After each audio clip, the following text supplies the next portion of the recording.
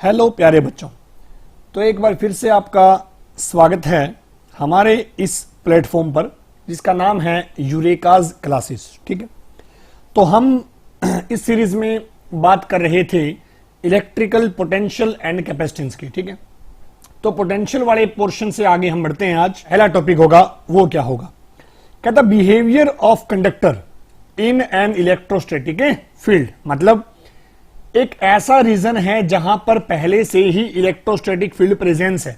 एक ऐसा रीजन है जहां पर पहले से ही इलेक्ट्रोस्टैटिक फील्ड प्रेजेंस है और वहां पर हमने क्या रख दिया, कंडक्टर को रख दिया जी।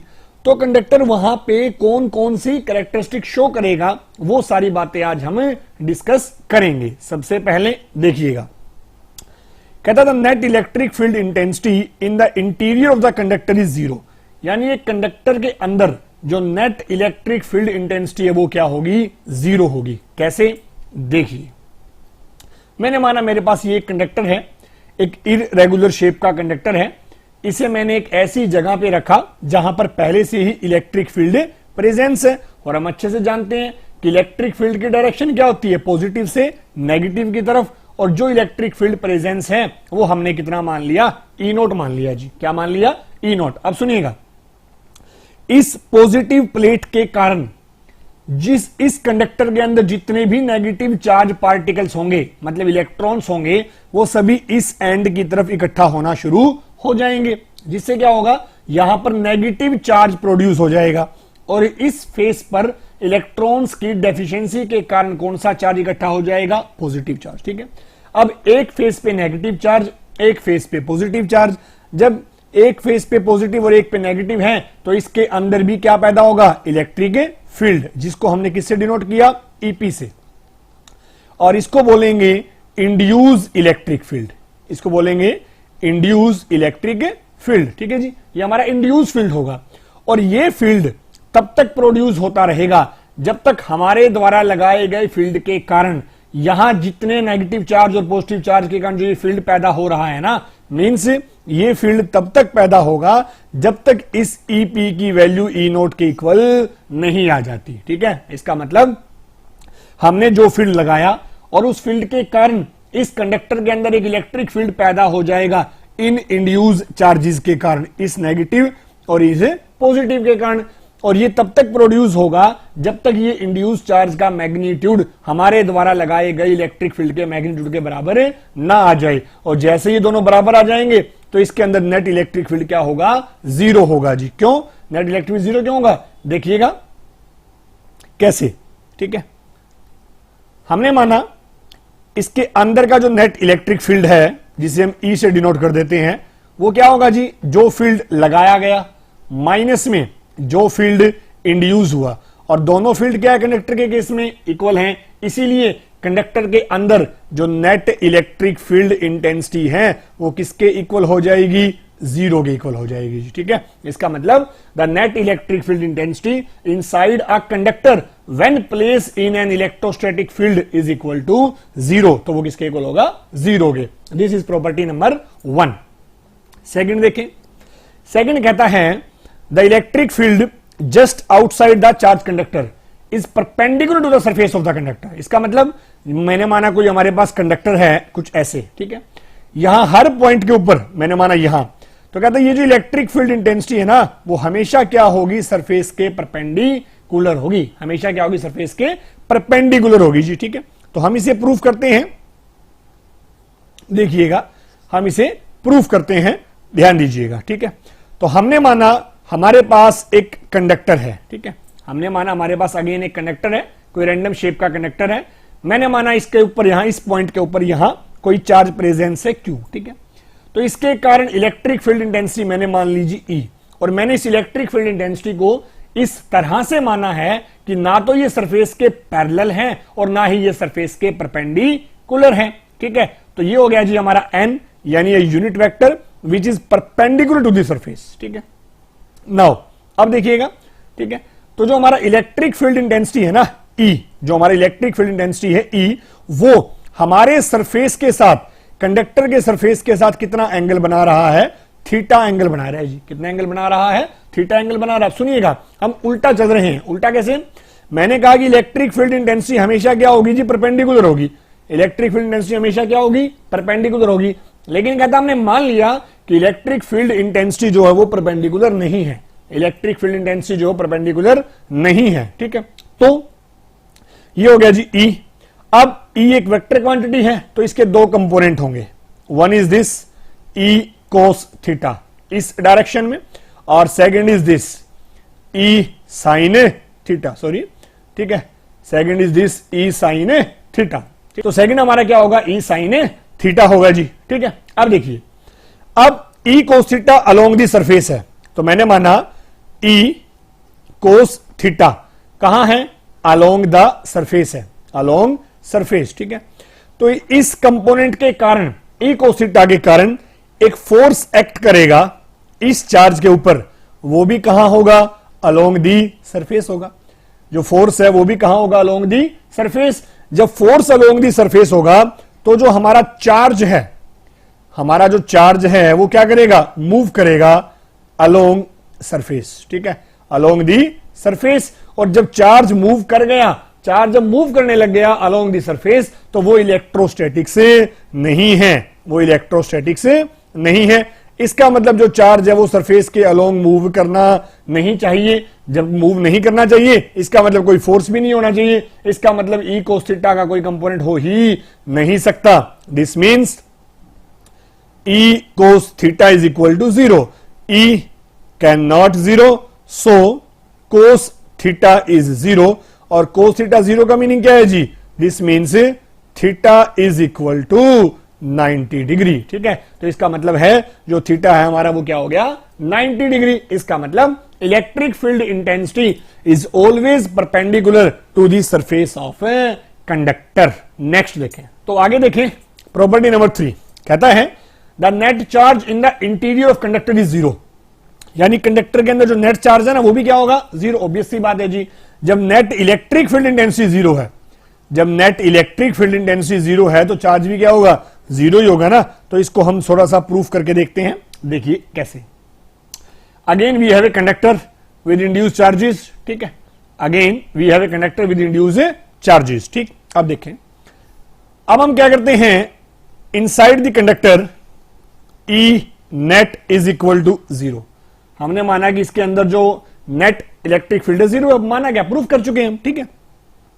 अब कहते हैं गोज लॉ ने क्या कहा, E dot ds is Q inside bye में एप्सिलॉन नॉट, ठीक है।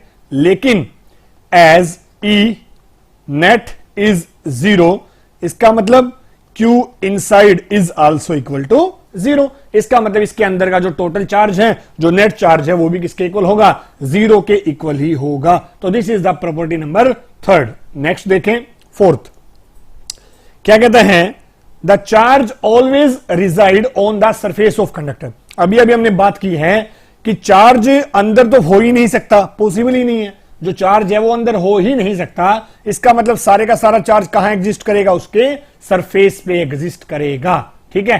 कैसे, देखिए, मैंने माना ये मेरे पास एक कंडक्टर है, ठीक है। हमने क्या किया, इस कंडक्टर को हम ये चार्ज देना चाहते हैं, Q चार्ज, ठीक है। ये हमारा एक कंडक्टर है, ये दिस इज अवर कंडक्टर, ठीक है। और ये वो चार्ज है जो हमने इस कंडक्टर को देना है। तो क्या होगा, जब हम इस कंडक्टर को ये चार्ज देंगे ना, अंदर तो चार्ज हो ही नहीं सकता क्योंकि अंदर नेट चार्ज क्या है, 0। इसका मतलब ये सारे का सारा चार्ज कहां जाएगा, इस कंडक्टर के सरफेस पे जाएगा जी। देखिएगा, सारे का सारा चार्ज कहां चला गया, कंडक्टर के सरफेस पे चला गया। इसका मतलब इसके अंदर कोई चार्ज नहीं है, इसलिए जो सारे का सारा चार्ज है वो कहां गया, सरफेस पे गया। तो this is the charge always reside on the surface of a conductor. इसलिए हम कहते हैं कि जो चार्ज है ना वो हमेशा कहां होगा, कंडक्टर के सरफेस के ऊपर होगा। नेक्स्ट,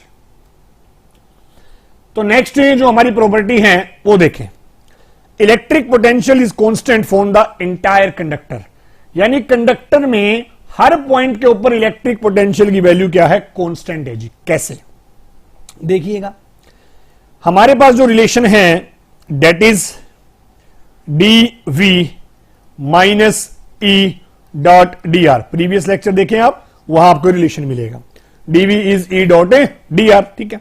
कहता है इनसाइड, जब हम कंडक्टर के इनसाइड की बात करते हैं तो हर पॉइंट पे E किसके इक्वल है, 0 के। ठीक है, जब E 0 है then dv by dr is also equal to 0, dv by dr is also equal to 0। और dv by dr 0 होने का मतलब क्या है, differentiation of v with respect to r is 0, और किसी भी पैरामीटर का डिफरेंशिएशन अगर 0 है then that parameter is constant, तो वो पैरामीटर क्या होगा, कांस्टेंट होगा। इसका मतलब किसी भी कंडक्टर के अंदर हर पॉइंट के ऊपर पोटेंशियल की वैल्यू क्या होगी, कांस्टेंट होगी। किसी भी कंडक्टर के अंदर हर पॉइंट पे पोटेंशियल की वैल्यू क्या होगी, कांस्टेंट होगी जी। ठीक है, अब ये तो हमने अंदर की बात की है, इसकी बात करते हैं जी। अंदर तो हमने बात कर ली कि हर पॉइंट पे पोटेंशियल क्या है, कांस्टेंट है।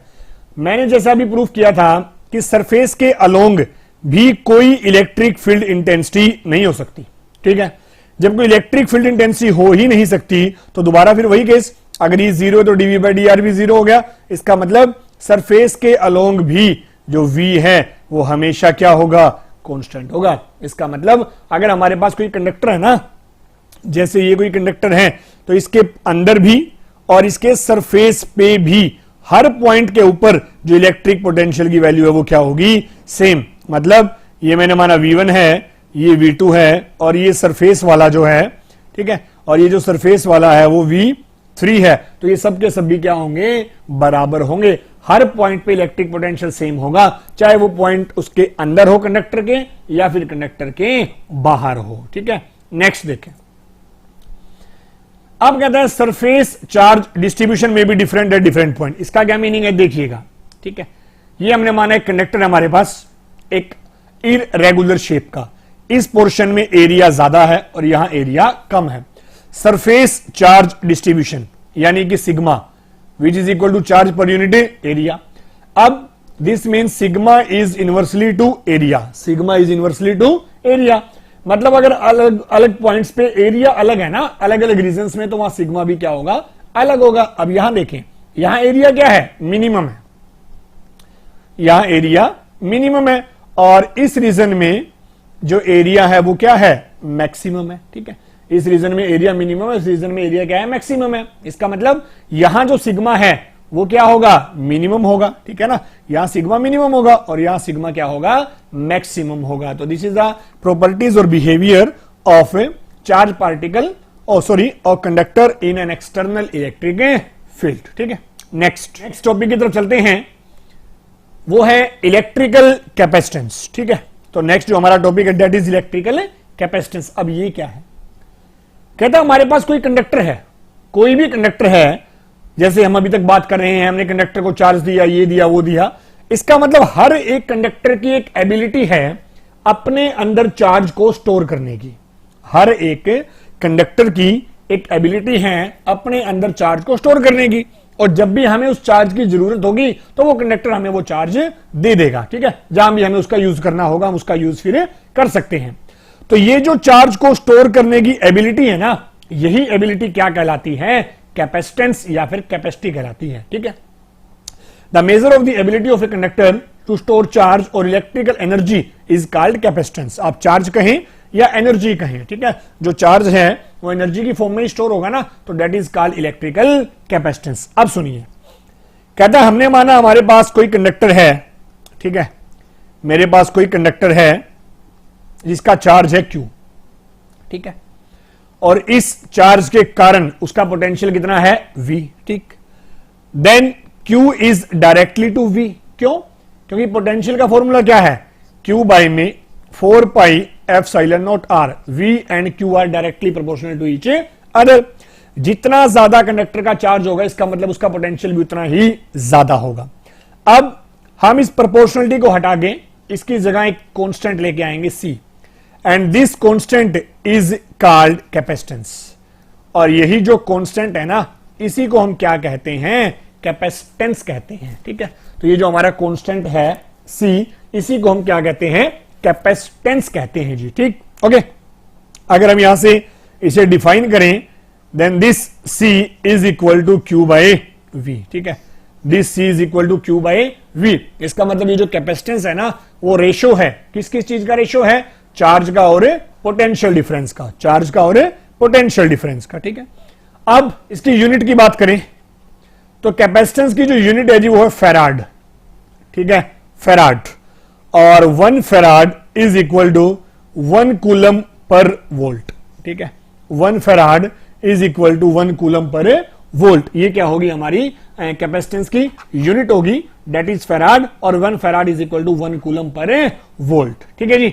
नेक्स्ट, अब कहते हैं जो कैपेसिटेंस है ये भी एक स्केलर क्वांटिटी है जी, इसका डायरेक्शन का कोई कंसेप्ट नहीं है, ये सिर्फ क्या है, एक चार्ज को स्टोर करने की एबिलिटी है, that's why capacitance is a scalar quantity. ठीक है, तो ये हमारा आ गया जी कैपेसिटेंस, उसकी यूनिट। अगर आप डायमेंशन की बात करें तो बहुत ही सिंपल है, Q बाय में V। ठीक है, Q क्या होगा, चार्ज, V क्या होगा, वर्क बाय चार्ज। तो यहां से आप इसकी डायमेंशंस को फाइंड आउट कर सकते हैं। ठीक है, that was not a big task, कोई बड़ी बात नहीं होगी, आप फाइंड आउट कीजिएगा। ठीक है, नेक्स्ट, तो अब हम बात करते हैं capacitance of an isolated spherical conductor. Isolated का मतलब एक सिंगल, अकेला स्पेरिकल कंडक्टर है। ठीक है, एक सिंगल अकेला स्पेरिकल कंडक्टर है, और हमें क्या फाइंड आउट करना है, उसका कैपेसिटेंस। तो देखिएगा, ये वो स्पेरिकल कंडक्टर है जिसका सेंटर है O, रेडियस है R, और इसके जो चार्ज है वो कितना है, Q है। जो चार्ज है वो कितना है, Q। तो इसके लिए कैपेसिटेंस फाइंड आउट करते हैं जी। देखिए, कैपेसिटेंस के लिए हमें क्या चाहिएगा, Q बाय V। ठीक है, Q by V। So for this conductor, तो इस कंडक्टर के लिए पोटेंशियल क्या होगा, Q by 4 pi epsilon naught R। क्यों, ये जो पोटेंशियल है ना, ये एक पॉइंट चार्ज का है। किसका है, पॉइंट चार्ज का।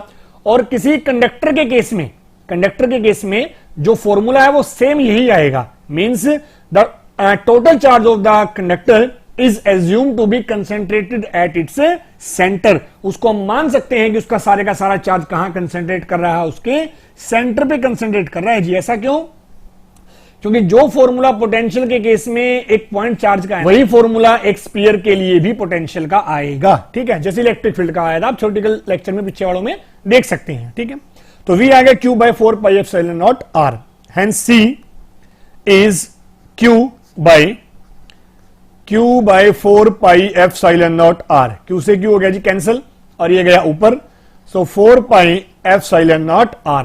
इसका मतलब जो स्पेरिकल कंडक्टर है उसका कैपेसिटेंस हमारे पास क्या आ गया, 4 pi epsilon naught R, and this C is directly proportional to R। ठीक है, और ये जो C है वो डायरेक्टली प्रोपोर्शनल आ गया हमारे R के, जिसका मतलब रेडियस के। ठीक है, अब इस कैपेसिटेंस के बारे में कुछ छोटी छोटी बातें हैं वो देखिए। सबसे पहले, the capacitance of a spherical conductor is directly proportional to its radius. ठीक है जी, रेडियस के डिपेंड करेगी।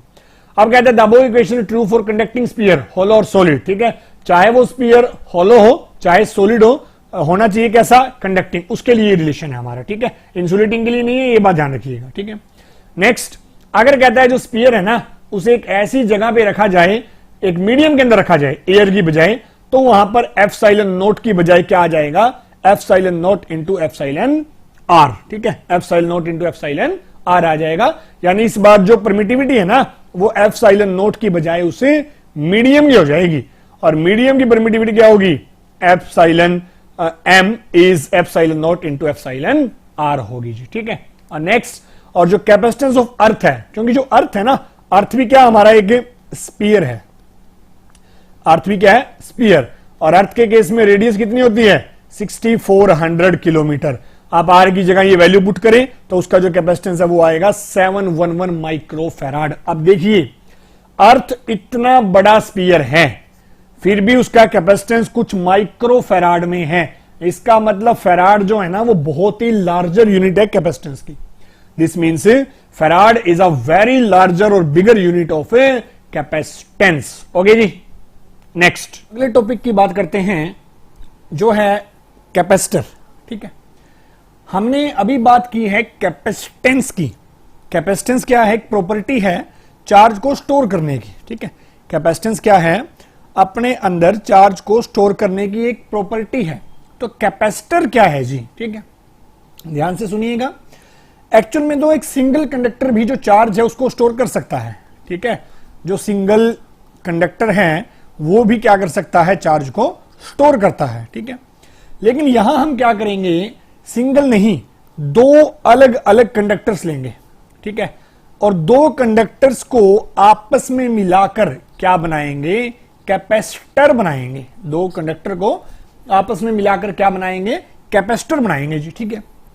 क्यों बनाएंगे, क्योंकि जब हम दो कंडक्टर को मिला के कैपेसिटर बनाएंगे ना, तो जो कैपेसिटेंस है वो पहले के कंपैरिजन में क्या हो जाएगा, ज्यादा हो जाएगा, जिससे चार्ज को स्टोर करने की जो कैपेसिटी है वो भी पहले से ज्यादा होगी जी, ठीक है। कैसे होगी, ये सारी बातें हम अब करेंगे, देखिएगा ध्यान से, ठीक है। सबसे पहले कैपेसिटर है क्या, अ डिवाइस, ठीक है, consist of two conducting plates, consist of two oppositely charged, two opposite charge conducting plates, two opposite charge conducting plates, ठीक है। एक ऐसा डिवाइस है जिसके अंदर दो अपोजिटली चार्ज कंडक्टिंग प्लेट्स होंगी and separated by an insulating medium, और उन प्लेट्स के बीच का जो मीडियम है ना जी, वो कैसा होगा, इंसुलेटिंग होगा जी। कैसा होगा, इंसुलेटिंग होगा। तो कैसे बनेगा जी, वो देखिएगा। सबसे पहले इसका सिंबल, कि कैपेसिटर को हम जनरली डिनोट कैसे करेंगे, कुछ इस तरह से डिनोट करेंगे जी, ठीक है। ये हमारा है सिंबल ऑफ ए कैपेसिटर। ये एक ऐसे कैपेसिटर का सिंबल है जिसकी वैल्यू क्या हो, फिक्स हो, ठीक है।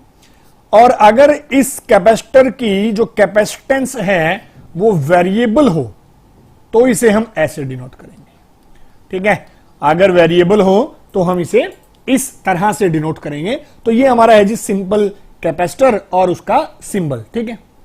अब जो कैपेसिटर हमारे सिलेबस में है जी, वो है parallel plate capacitor, parallel plate capacitor, ठीक है, पैरेलल प्लेट कैपेसिटर, ठीक। इसकी बात करेंगे हम, ध्यान से सुनिएगा। तो पैरेलल प्लेट कैपेसिटर कैसे बनाया गया, या ये कहें जब एक अकेला कंडक्टर भी अपने अंदर चार्ज स्टोर कर सकता है, जब एक अकेला कंडक्टर भी अपने अंदर चार्ज स्टोर कर सकता है, तो हमें दो कंडक्टर्स लेने की जरूरत क्यों पड़ी, ठीक है जी। देखिएगा, ये हमारा कोई फर्स्ट कंडक्टर है जिसके इस तरफ भी पॉजिटिव चार्ज है और इस तरफ भी पॉजिटिव चार्ज है, ठीक है। इसके साथ में हमने एक और प्लेट ली जिसके ऊपर किसी भी तरह का कोई चार्ज नहीं है। इस प्लेट पे Q चार्ज है, V पोटेंशियल है, तो इसका मतलब इसका कैपेसिटेंस क्या होगा, Q बाई में V होगा, ठीक है। अब ये जो दूसरी प्लेट है, यहां एयर है बीच में, इस पॉजिटिव चार्ज के कारण यहां एक चार्ज इंड्यूस हो जाएगा नेगेटिव, ठीक है, और इस फेस पे चार्ज इंड्यूस हो जाएगा पॉजिटिव, ठीक है। इस फेस पे चार्ज इंड्यूस हो जाएगा पॉजिटिव, ठीक है। अब सुनिएगा, तो इस नेगेटिव फेस के कारण हमारे पॉजिटिव चार्ज कंडक्टर का जो पोटेंशियल है वो पहले से कम हो जाएगा, ठीक है ना। क्यों, क्योंकि पहले जो पोटेंशियल है वो पॉजिटिव चार्ज के कारण था सिर्फ यहां पर, ठीक है। अब इसके आसपास एक नेगेटिव चार्ज हो रहा गया, तो नेगेटिव चार्ज वाला जो पोटेंशियल है उसके कारण जो नेट पोटेंशियल है वो पहले से क्या हो जाएगा, डिक्रीज हो जाएगा, ठीक है। मतलब ड्यू टू नेगेटिव वाले फेस को हमने नाम दे दिया A और इसे नाम दे दिया B। Due to face A face के कारण जो पोटेंशियल है वो पहले से क्या हो गया, कम हो गया। क्या हो गया, कम हो गया। लेकिन यहां पॉजिटिव भी है, ठीक है।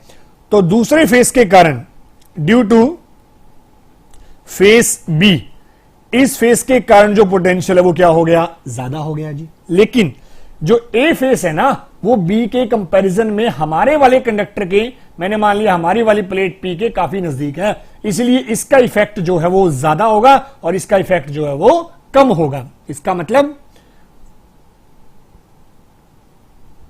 मतलब जो नेगेटिव वाला है, यानी there is a net decrease in a potential, ठीक है, जिससे अब क्या हुआ, जो पोटेंशियल है वो क्या हो गया, नेट कम हो गया जी, ठीक है। अब पोटेंशियल कम होने का मतलब क्या है, Q बाई में V, Q बाई में V, ठीक है। पर्टिकुलर चार्ज, ठीक है, C is 1/V for a particular charge, यानी चार्ज तो उसको स्टोर करना था, ठीक है। तो इसका मतलब पोटेंशियल कम होने से जो कैपेसिटेंस है वो पहले से क्या हो गया, ज्यादा हो गया, ठीक है। हमारा जो पोटेंशियल है उसके कम होने से जो कैपेसिटेंस है वो पहले से ज्यादा हो गया, ठीक है। लेकिन अब हम क्या करेंगे, जो बीच में प्रॉब्लम क्रिएट कर रहा है पॉजिटिव चार्ज, इसे हमने ग्राउंड कर दिया जी, ठीक है। इसे हमने ग्राउंड कर दिया और इसके ग्राउंड होने से अब बी फेस पे कोई चार्ज रहेगा ही नहीं। इसका मतलब अब सिर्फ कौन सा चार्ज बच गया, नेगेटिव। इसका मतलब अब इसका पोटेंशियल जो है वो और भी ज्यादा कम हो जाएगा, ठीक है। B face is grounded, when B face is grounded, B face is grounded, then there will be more decrease in V, so more increase in capacitance, ठीक है जी। इसका मतलब जो कैपेसिटेंस है ना वो क्या हो गया, पहले से काफी ज्यादा हो गया। जितना एक कंडक्टर के कारण था ना उसके कंपैरिजन में अब हमारे डिवाइस का या उस कंडक्टर के अंदर जो चार्ज को स्टोर करने की एबिलिटी है वो पहले से ज्यादा हो चुकी है। क्लियर है? ओके, तो आगे चलते हैं। अगला जो हमारा टॉपिक है that is capacitance of a parallel plate capacitor, ठीक है। हमने ये बात कर ली कि पैरेलल प्लेट कैपेसिटर क्या है, ठीक है, किस तरह से बनाया जाएगा वो देखिएगा। This is a parallel plate capacitor, ठीक है। हमारे पास क्या है, दो प्लेट्स हैं जी, ठीक। दो प्लेट्स कैसे हैं, एक पे हमने पॉजिटिव चार्ज दिया जो अभी हमने पीछे बात की थी, ठीक है, जैसे ये, और एक पे हमने नेगेटिव चार्ज दिया, और दोनों प्लेट्स के बीच की सेपरेशन क्या है, डी है, और प्लेट्स का जो एरिया है वो क्या है, ए है, ठीक है। प्लेट्स का जो एरिया है वो क्या है, ए है, और जो सरफेस चार्ज डेंसिटी है इसकी प्लस सिग्मा और इसकी माइनस सिग्मा, मीन्स इस पे चार्ज माइनस और इस पे प्लस है, जैसा हमने पीछे बात की है, ठीक है।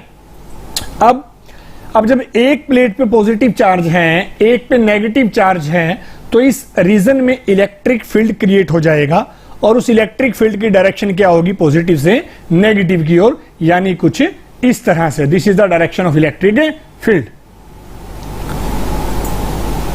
Electric field.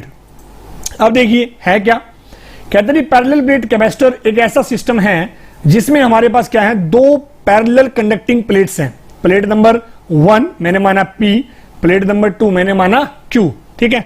दो पैरेलल कंडक्टिंग प्लेट्स हैं जिनका एरिया क्या है, सेम है, और सेपरेटेड बाय एयर, ठीक है। और उनके बीच में कोई भी इंसुलेटिंग मीडियम हो सकता है, लेकिन यहां पर क्या है, एयर है, और any other insulating medium such as paper, mica, glass या वुड एटसेट्रा, ठीक है। तो ये जो अरेंजमेंट है वो क्या कहलाती है, एक पैरेलल प्लेट कैपेसिटर कहलाती है।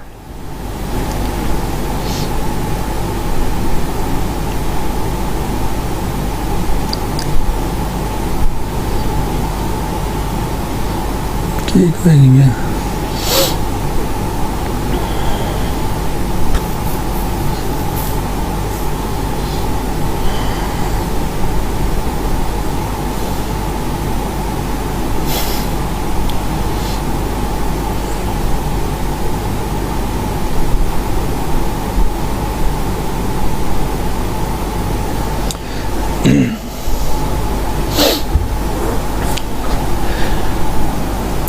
राधे राधे। तो अब हमारा काम है इस सिस्टम का, यानी इस कैपेसिटर का क्या निकालना है, कैपेसिटेंस निकालना है जी। तो देखिएगा कैसे निकालते हैं। देखिए, सबसे पहले कैपेसिटेंस निकालने के लिए हमारा जो फॉर्मूला है that is C is equal to Q by में V। C is equal to Q by में V, यानी हमें पहले पोटेंशियल चाहिएगा, और पोटेंशियल के बाद ही हमारे पास क्या आएगा, इस पैरेलल प्लेट कैपेसिटर का कैपेसिटेंस आएगा। तो देखें, ये प्लेट है हमारा पॉजिटिव, यानी एक शीट है, और ये भी एक शीट है, नेगेटिव चार्ज है जिसका, ठीक है। तो इस रीजन में मैंने माना ये कोई पॉइंट है, ठीक है, ये कोई पॉइंट है जहां हमें इलेक्ट्रिक फील्ड फाइंड आउट करना है, ठीक है। अब इसके कारण जो फील्ड है वो इस डायरेक्शन में, जो पहली शीट है, दूसरी के कारण भी जो फील्ड है वो इसी डायरेक्शन में होगा। इसका मतलब इस शीट का फील्ड और इस शीट का फील्ड, दोनों का फील्ड जो वो इस रीजन में ऐड हो जाएगा, दोनों का फील्ड क्या हो जाएगा, ऐड हो जाएगा। तो देखें, so net electric field intensity, net electric field intensity between the plates, ठीक है। तो क्या होगी जी, ई फर्स्ट की क्या है, सिग्मा बाय 2 एप्सिलॉन नॉट, ठीक है, और इसकी डायरेक्शन भी यही है, plus sigma by 2 epsilon naught, ठीक है, sigma by 2 epsilon naught plus sigma by 2 epsilon naught. So ये हो गया जी हमारा 2 सिग्मा बाय में 2 एप्सिलॉन नॉट, 2 से 2 हो गया कैंसल। इसका मतलब जो हमारी ये प्लेट्स है ना, इनके बीच का जो इलेक्ट्रिक फील्ड इंटेंसिटी है वो आ गया सिग्मा बाय में एप्सिलॉन नॉट, सिग्मा बाय में एप्सिलॉन नॉट, ठीक है। हमने डायरेक्शन लिया ना, इसलिए अब यहां प्लस माइनस नहीं लोगे, तो हम यहां डायरेक्शन ऑलरेडी कंसीडर कर चुके हैं जो साइन के कारण आई है, इसलिए यहां हमने सिग्मा के साथ माइनस नहीं लिया, ठीक है। अब सिग्मा क्या है, the charge per unit area. इसका मतलब यहां हम अगर ये वैल्यू पुट करें तो net electric field intensity is Q by में एप्सिलॉन नॉट ए, ठीक है। Electric field intensity is Q by में epsilon naught A. Potential difference क्या होगा, electric field intensity into distance, जो फॉर्मूला हम पढ़ते हैं ना, dV is equal to minus E dot D R, वही कंसेप्ट है ये, माइनस साइन के में यहां कोई जरूरत नहीं, हम जस्ट मैग्नीट्यूड फाइंड आउट कर रहे हैं। तो V is equal to E into d, d क्या दोनों प्लेट्स के बीच का गैप है, तो V इज इक्वल टू ई क्या होगा, ई हमारा है Q by epsilon naught A, ठीक है, दैट इज Q बाय में एप्सिलॉन नॉट ए इंटू में डी, ठीक है, Q बाय में epsilon not into epsilon naught A into D, hence the potential become QD by epsilon naught A, ठीक है जी। अब कैपेसिटेंस निकालते हैं, हेंस द कैपेसिटेंस, ठीक है, तो इसीलिए जो कैपेसिटेंस है यानी कि C, ये क्या होगा, ये हमारा चार्ज बाय में पोटेंशियल होगा, ठीक है। तो चार्ज क्या है जी, Q, और पोटेंशियल क्या होगा, QD बाय में एप्सिलॉन नॉट ए, ये ऊपर चला जाएगा, Q से Q कैंसिल हो जाएगा, hence the capacitance is epsilon naught A by में डी, ठीक है, hence the capacitance is C is equal to epsilon naught A by में डी। अब यहां से भी अगर हम देखें तो कैपेसिटेंस किस पे डिपेंड कर रहा है, एप्सिलॉन नॉट, मतलब नेचर पे, ए और डी यानी कि इसके साइज पे, डायमेंशंस पे, ठीक है। इसका मतलब है यहां भी जो हमारा कैपेसिटेंस है, यहां भी जो हमारा कैपेसिटेंस है वो किस पे डिपेंड कर रहा है, डायमेंशंस पे डिपेंड कर रहा है, किस पे डिपेंड कर रहा है, डायमेंशन पे। तो बहुत इंपॉर्टेंट फॉर्मूला है जी, याद रखिएगा, यानी कि capacitance of a parallel plate capacitor is equal to epsilon naught A by d, ठीक है, epsilon naught A by d. आगे चलते हैं,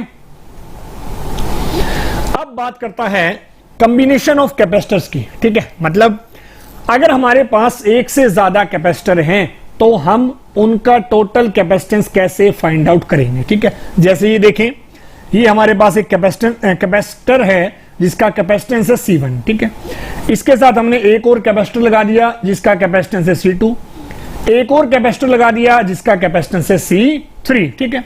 अब इन तीनों को कनेक्ट कर दिया किसके साथ, एक बैटरी के साथ जिसका पोटेंशियल डिफरेंस कितना है, V पोटेंशियल डिफरेंस है, ठीक है। अब इस पॉजिटिव टर्मिनल के कारण यहां चार्ज पॉजिटिव, तो यहां पॉजिटिव है तो यहां नेगेटिव, इस नेगेटिव के कारण यहां नेगेटिव और यहां नेगेटिव है तो यहां पॉजिटिव, और उसी तरह से फिर यहां पॉजिटिव के कारण यहां नेगेटिव और यहां पॉजिटिव। दिस मीन्स सभी के सभी जो कैपेसिटर है ना वो इस तरह से चार्ज होंगे कि सभी का चार्ज क्या रहेगा, सेम रहेगा, सभी का चार्ज क्या रहेगा, सेम रहेगा। यही पहचान है कैपेसिटर के सीरीज में होने की। इसका मतलब कोई भी कैपेसिटर अगर सीरीज में है तो हर एक कैपेसिटर के अलोंग जो चार्ज है वो क्या रहता है, सेम रहता है। हर एक कैपेसिटर के अलोंग जो चार्ज है वो क्या रहता है, सेम रहता है। लेकिन जो पोटेंशियल डिफरेंस है वो डिफरेंट होगा, पोटेंशियल इज डिफरेंट, ठीक है ना। इसका पोटेंशियल अलग होगा, मैंने माना जी V1 है,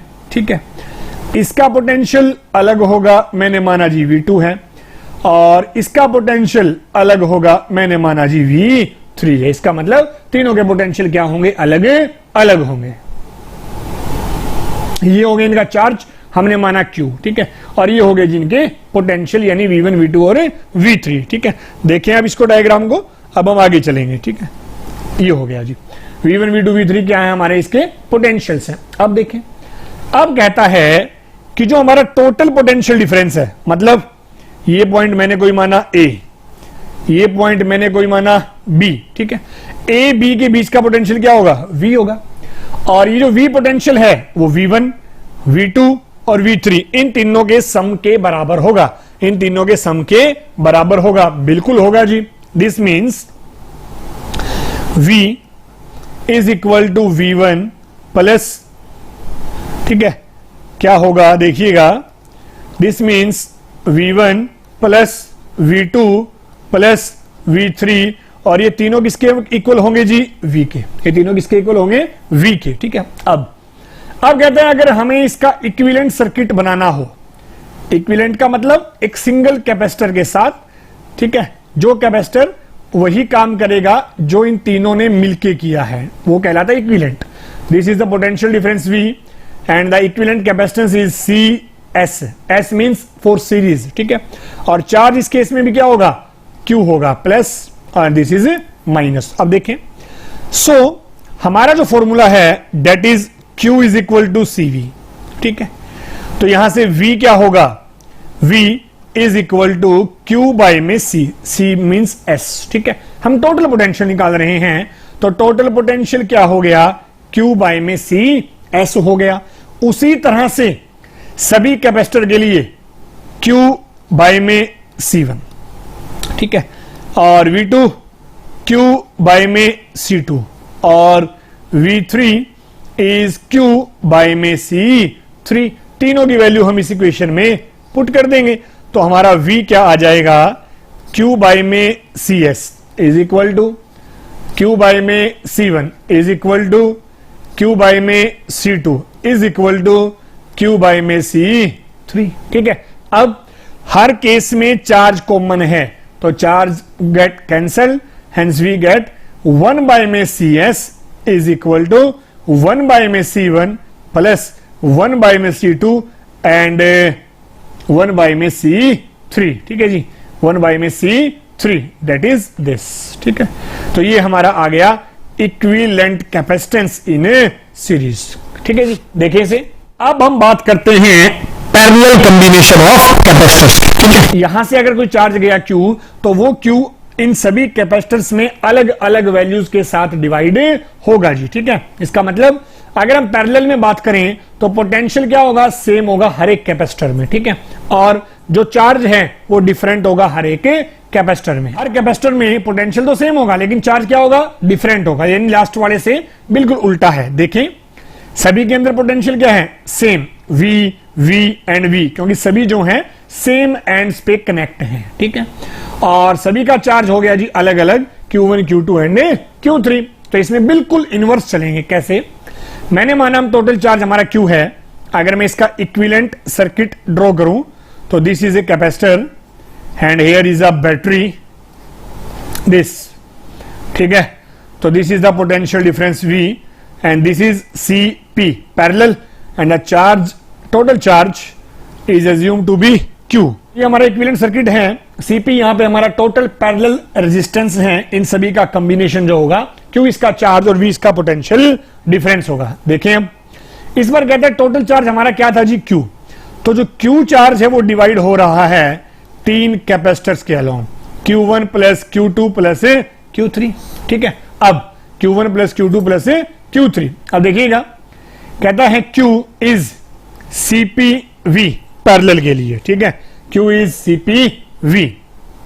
now Q1 is C1V, Q2 is C2V and Q3 is C3V, ठीक है। सभी वैल्यूज को हम यहां पुट करें तो Q हमारा आ गया CPV, ठीक है, equal to C1V plus C2V and plus C3V, ठीक है जी। V सभी में कॉमन है तो ये चला जाएगा घर अपने, ठीक है। तो CP is equal to C1 plus C2 plus C3, ठीक है जी। तो ये हमारा आ गया total capacitance in a parallel. इसका मतलब पैरेलल में जो टोटल कैपेसिटेंस है वो क्या आएगा, सिंपली एडिशन होगा, और सीरीज में क्या होगा, इनवर्स करके एडिशन हो जाएगा। तो these are the combination of capacitors, ठीक है। नेक्स्ट, अब कहता है कि एक कैपेसिटर में कितनी एनर्जी स्टोर हो रही है। यानी हमने कहा ना कैपेसिटर एक ऐसा डिवाइस है जो अपने अंदर इलेक्ट्रिक चार्ज या एनर्जी को स्टोर करता है। तो अब हम बात कर रहे हैं कि एक कैपेसिटर में कितनी एनर्जी जो है वो स्टोर हो रही है। तो देखिएगा, this is a plates of a capacitor, ठीक है, विद पोटेंशियल डिफरेंस V, ठीक है, विद पोटेंशियल डिफरेंस V। और हमने माना इनका जो चार्ज है दैट इज Q, वो मैंने माना क्या है, Q है, ठीक है। अब लेट अ कैपेसिटर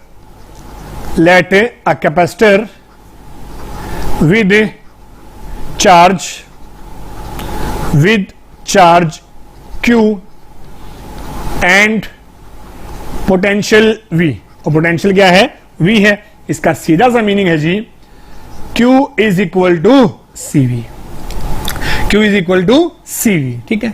और अगर हम यहां से V निकालें then V is Q by में C, V is equal to Q by में C। अब कहता है अगर मैं इसे dq चार्ज और दूं, if dq charge is to be given, ठीक है, अगर एक एक्स्ट्रा चार्ज dq और दिया जाए तो हमें क्या करना पड़ेगा, इस पोटेंशियल V के अगेंस्ट वर्क डन करना पड़ेगा जी। इस पोटेंशियल V के अगेंस्ट क्या करना पड़ेगा, वर्क डन करना पड़ेगा। यानी कि the small work do for giving charge dq, ठीक है। और वो वर्क क्या होगा, जी हमारा पोटेंशियल इनटू में चार्ज, पोटेंशियल इनटू में चार्ज, यही तो होता है।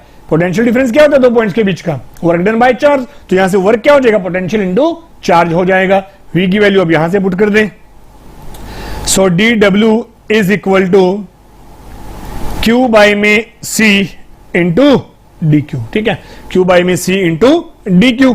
अब अगर टोटल वर्क डन चाहिए, so total work Q by में C into dq with limits 0 से कैपिटल Q। कैपिटल Q यहां क्या है, हमारा टोटल चार्ज है, ठीक है। कैपिटल Q हमारा यहां पे क्या है, टोटल चार्ज हो गया जी, ठीक है।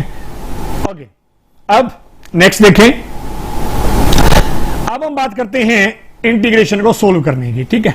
कैसे, 1/c बाहर है, अंदर इंटीग्रेशन किसका है, Q का, तो Q dq and the limits are from 0 to Q, ठीक है। आगे देखें, so the work done is 1/c और Q का इंटीग्रेशन क्या होगा, Q स्क्वायर बाय में 2, ठीक है।